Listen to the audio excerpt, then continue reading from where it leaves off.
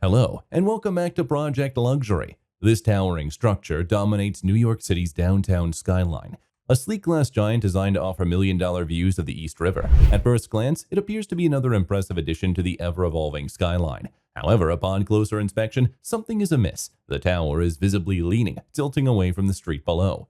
This is One Seaport, a luxury tower that was supposed to symbolize ambition but has become an abandoned eyesore, a multi-million-dollar testament to a construction nightmare. Lawsuits are piling up, engineers are baffled, and potential residents are turning away in disbelief. How did a state-of-the-art skyscraper end up tilting before it was even finished? To find out, look closely at the eastern edge of Lower Manhattan, where the bustling financial district meets the East River. Here, on a narrow strip of land, stands 161 Maiden Lane. It's like any other sleek skyscraper, but the site has a history that predates the skyline itself by centuries. The building wouldn't have originally stood on solid ground. It would have been underwater. In the 18th century, landfill pushed the shoreline outward, creating space for a thriving maritime hub. Ships lined South Street, then known as Peck Slip, with their masts forming a dense forest against the growing city backdrop. However, as the shipping industry declined, the waterfront became a shadow of its former self. Grand plans were proposed, including a World Trade Center on the river, a neighboring atop a submerged highway, and even a Frank Gehry-designed Guggenheim. But these dreams faded. Looking north, the cobblestones and 19th century buildings of the South Street Seaport Historic District remain frozen in time. To the south, massive office towers dominate the skyline, marking the first wave of downtown's transformation. Along the water's edge, a new development emerged, a scenic esplanade bustling with walkers and cyclists. It is here, within the patchwork of the past, present, and potential, that 161 Maiden Lane staked its claim. This 5,000 square foot plot was set to become downtown's first luxury residential tower, directly fronting the East River. Developer Fortis Property Group bet big on a 60-story glass giant, promising million-dollar views. However, 161 Maiden Lane faced numerous challenges. The project saw a revolving door of designs, a 52-story slab in 2007, and a 175-unit in 2010. The price tag soared from $41 million to $64 million as developers switched. The project wasn't just about construction. It was about fulfilling the waterfront's long-broken promises. Construction finally began in 2015, but it was fraught with issues. The Department of Buildings issued numerous code violations in 2017, but it was a tragic accident the year claimed a worker's life, halting progress for months. Despite these setbacks, the sleek tower continued to rise, with apartments selling briskly for their million-dollar views. However, 2018, literal cracks began to appear in 161 Maiden Lane's success story. Concrete fell onto the street, construction delays mounted, and the project's cost ballooned.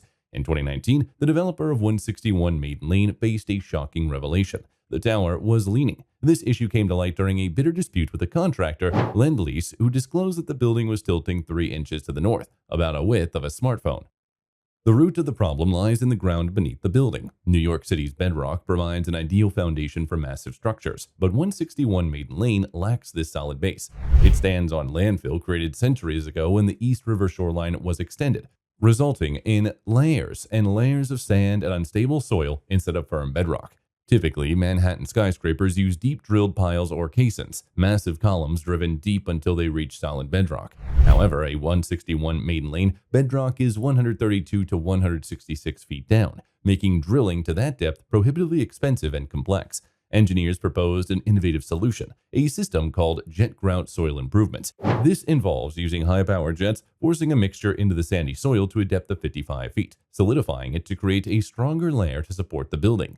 Instead of using piles, they opted for a thick reinforced concrete mat, acting like a giant raft to spread the tower's weight. This approach was more budget-friendly, saving the developers roughly $6 million. Despite these cost-saving measures, the project's stability issues turned it from a promising luxury tower into a symbol of construction mismanagement. The innovative foundation solution for 161 Maiden Lane introduced new challenges. While adequate, this type of foundation usually is less safe than one anchored directly to bedrock. This sort of flexibility is problematic for a skyscraper with an ultra-slim aspect ratio of 15:1, like 161 Maiden Lane. Lower Manhattan faces strong winds from East River, and the slender profile of the tower makes it prone to swaying and overturning forces. Engineers had to carefully analyze how the flexible foundation would interact with these forces. The swaying tower causes the mat to rotate slightly, with one side pushing into the soil and the other pulling away. To counteract this, engineers used 150-foot-long rock anchors drilled down to prevent the mat from lifting. Despite these anchors, they had to run complex simulations to understand how the building's weight settling onto the mat would affect the tensions in the anchors. Engineers designed the tower to be sturdy enough to handle increased swing. They calculated the natural swaying of the building and in the wind, and they reinforced the structure to manage these extra stresses. Thus, they took into account the less rigid foundation and made the necessary adjustment to ensure the building's stability. Despite efforts to minimize swaying with the inclusion of sloshing dampers at the top, 161 Maiden Lane faced an unexpected 3-inch lean. This lean was primarily attributed to uneven settling rather than issues with the foundation design. As the immense weight of the building bore down on the soil beneath it, it caused uneven compression, leading to differential setting of the foundation mat. Consequently, one corner sank more than the others, placing uneven stress on the rock anchors and resulting in a slight tilt of the entire tower. The discovery of this unforeseen lean had significant ramifications. Buyers who had invested in units, some priced at upwards of $1 million each, became concerned about the structural integrity and stability of their investments. Legal battles ensued between the original contractor and the developer, with each party attempting to shift blame for the issue. The lean also posed challenges during the installation of the sleek glass facade, causing delays and escalating fears of potential long-term safety compromises. Despite assertions from the developer regarding the building's structural soundness, construction progress ground to a halt as the situation unfolded. The need to redesign the glass facade to accommodate the lean further prolonged completion timelines. As lawsuits involving multiple parties dragged on, the future of 161 Maiden Lane remained uncertain. The once highly anticipated luxury apartments faced the possibility of remaining empty for the foreseeable future, as the complexities of the legal proceedings continued to unfold. The saga of 161 Maiden Lane provides a revealing insight into the complexities and challenges of urban construction projects. Could the lien have been avoided with more comprehensive soil analysis and foundation planning? This question prompts reflection on the importance of thorough site assessment and meticulous engineering in the development of high-rise structures. As discussion surrounding the fate of 161 Maiden Lane persists, this episode serves as a cautionary tale for future endeavors in urban development.